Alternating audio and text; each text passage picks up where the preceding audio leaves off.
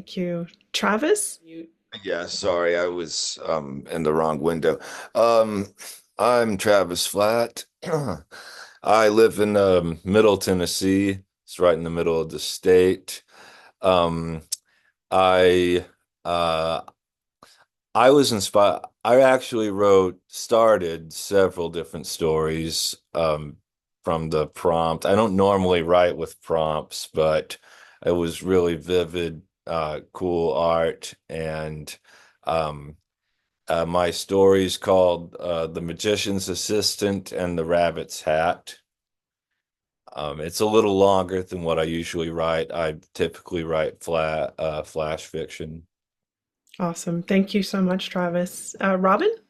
There we go. I'm Robin Collada. I have contributed a flash piece called The First Line of Defense.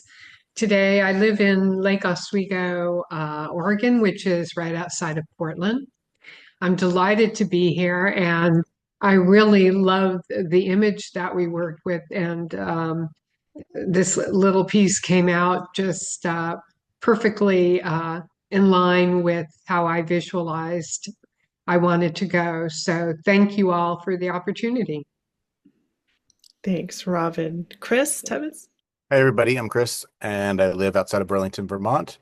My story is called Bob and Cub Out Front of the General Store. It's sort of a triptych, um, and nothing. It's unlike anything I've ever written before, so it was a fun experiment that Mary Lynn helped walk me through.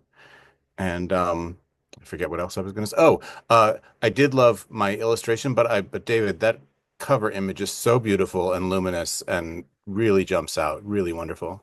Ditto times 100. Thank you, Chris. Ken Whitson? Hi guys. So I wrote a short story, Madame Pompidilier, and the image that the prompt for that was wonderful. I actually sat down and in probably 30 minutes had the basic story done. The rest of the time was a little bit of editing to tie a couple of various things together. I'm retired now and live just outside of Richmond, Virginia, so I have lots of time to fiddle and do things. But writing the prompts is my favorite. Thanks. Great to have you, Ken. Thomas Keith? Hi, everyone. My name's Thomas Keith. I live in Central Texas, where we're having a brutal heat wave, hence the choice of Zoom background as a way of defiance. Uh, my story is called The Specimen Chamber, and I want to join the queue in complimenting David's art. The piece that I wrote to was wonderfully nightmarish, and I mean that in the best possible sense. So thank you, David, for giving such a wonderful source of inspiration. I really appreciate it. A huge round of applause for David. Um, Pam, I know you're off camera. I don't know if you want to say a quick hello, Pam Martin Lawrence. Yeah, I'm happy to say hello. I'm Pam. I live in England, a small island in the south of England. My piece was a drabble called Family Values. And again, I want to thank David. It was really brilliant. I just saw it and something came from it. And that's really excellent. And thank you. Oh, and I love Erin's hair, by the way. I want that hair, please. The only thing close to David Mellon's paintings is Aaron Needham's hair. Thank you, Pam. Thank And Danielle? Hi, yes, I'm Danielle Rhodes. I am also based in England, in London at the moment. My short story was called Feathers. I really love writing two visual prompts. The image that I chose, it jumped out to me straight away. And the more I looked at it, the more details I found, and sort of found myself thinking it and kind of like mentally going into the image over the days and weeks following, and just sort of merging the story came for me. And I still feel like there's more to say. So maybe this is the beginning of a longer piece. I don't know. Yeah, I just love the Hotch Potch behind the ethos behind what you guys are doing at Hotch Potch. I'm really excited to be involved. So thank you. Thank you. It's great to hear from everyone. Jude, Pan, I don't know, again, you're off camera, which is fine if you don't want to say hi, but I just want to give you an opportunity. Yeah, hi. My name's Jude. I'm from Vancouver, BC in Canada, and I contributed Spin Snare. Just want to say thank you so much to Heather for being such an amazing editor, and thank you for having me. Thank you so much, everyone. I think this is now time for Aaron. We're going to start the readings. So Aaron's going to introduce the first few writers. Hi, folks. Yeah, so before we do that, I just want to make sure that we finish on time to respect everybody's, day and schedule. So we won't go longer than an hour. So if somebody goes long on the readings, then Marco will sound a gong. That's so Zoom's weird. noise cancellation is kicking in and drowning out the sound of the gong, I'm Oh, afraid. you want to hear the gong? Thank you. Sorry. Thank you. That's I'll how remember to everyone hit the knows button it's before. dark Yeah. already. All right, cool. Well, let's get going then. We'll begin with A.E. Drew Milford, whose piece is The Folly of Martin Dalcourt. Drew. Sure. And I'll just read a couple paragraphs. But thanks again for having me. So, Martin Dalcourt often attracted the ire of young ladies whose amorous advances he left unrequited. He received postcards, poems, strongly worded ones, sidelong glances, and the occasional brush of a cold shoulder. It was one of the reasons he took the outer road around the village to get home from the schoolhouse, to avoid the awkwardness of said advances. Had he lived in a Victorian novel, which he so wished he did, he would have liked to have been called a cad, though in truth he lived on Cape Cod in 1965 and was more commonly referred to as a pretentious flirt. Martin was a teacher at Father Bronson's day school, and he lived in a rented back house at the far end of a cranberry bog, where the farm met a stunted forest bordering the dunes. The salt air had stripped the paint from the red clapboards of his house, and the cranberry bog frequently left the two-room abode smelling of Thanksgiving. Thanks, Drew. Thank you. Chris Tebbets, who's introduced himself already with us, recently ran a workshop where he talked about the importance of nouns in writing. And you might think, well, nouns are there in every sentence, but Drew's story is full of nouns. There's so many identifiable and relatable objects in his story that I just felt constantly anchored in the world of Martin Dalcourt, which was just lovely. Next, we have Mark Rako reading his flash piece, The Beast. How old could it be? Jade snatched spectacles from the bridge of her nose, huffing at them with breath fog, her scarf a chamois. As big as a house seemed right in this moment. She squinted at the bulbous arachnid smushed into a specimen jar. It seemed implausible that it could have willed itself into its transparent tomb, yet there were no signs of forcible incarceration or damage to his exoskeleton or tentacles. Arms, legs, tentacles. The wiry, rounded spectacles returned to their resting place, and as she moved, the particle-filled light betrayed the otherwise transparent cobwebs bridging the metal shelving and wall with the jar. What or who webbed those bridges?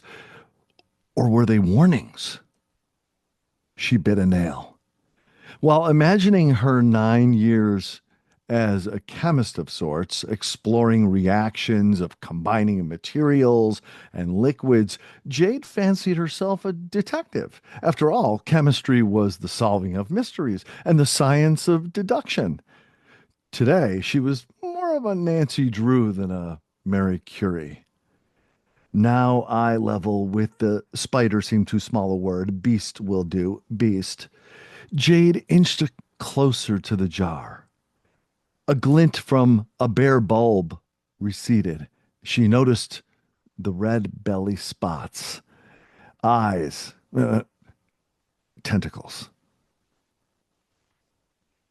That's 2 minutes. Thanks, Mark.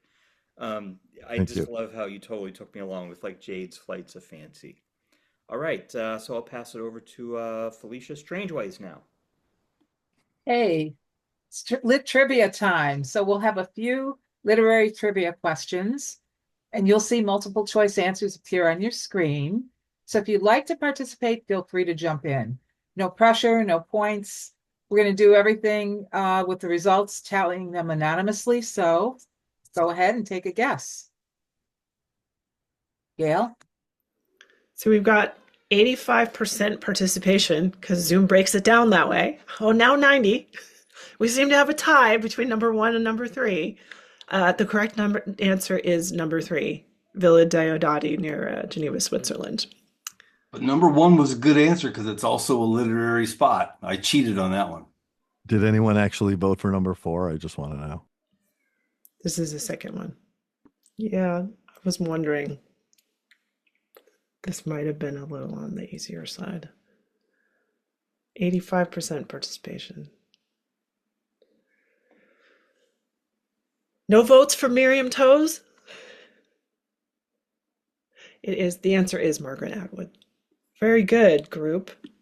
And here's the third one. Yeah, really nice job, everyone. It was number one. It's a term from riverboat navigation, meaning a safe depth of water. Yeah, really These good are job. fun. These are Sorry. fun. These are fun. Yeah, for sure. It takes you back, right? It takes you back to high Yeah, school English exactly. class. Exactly. All right, I'll kick it back to Pam. Okay, thanks, Gail.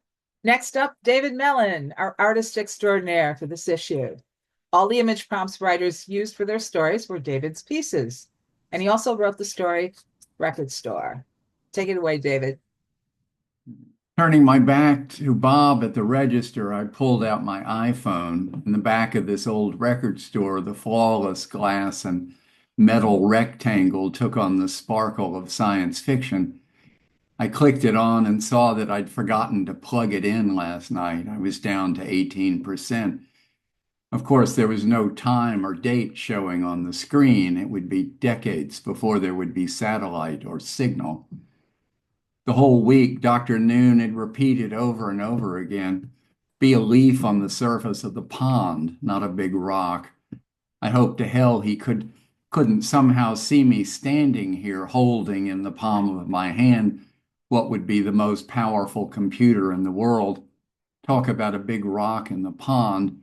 I took a deep breath and slid the thing back into my jeans. You got a lot of things to do today, Buster, and little time to get them done. First things first, buy records.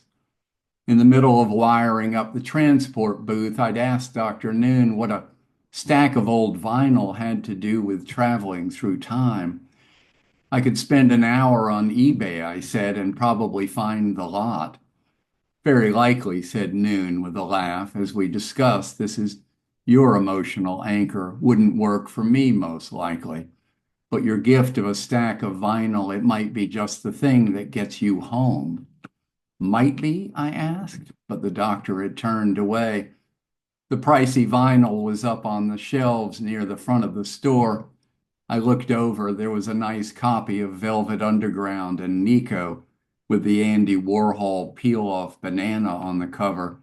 And there was that beautiful blue Sonny Rollins saxophone Colossus album and an early pressing of the White Album with a 142 serial number stamped on the front. That would be worth some money in 2025. But I wasn't looking to make money. I was under orders to not slip off and buy Apple or Berkshire Hathaway or whatever stock it was that would have been brilliant to buy in 1972.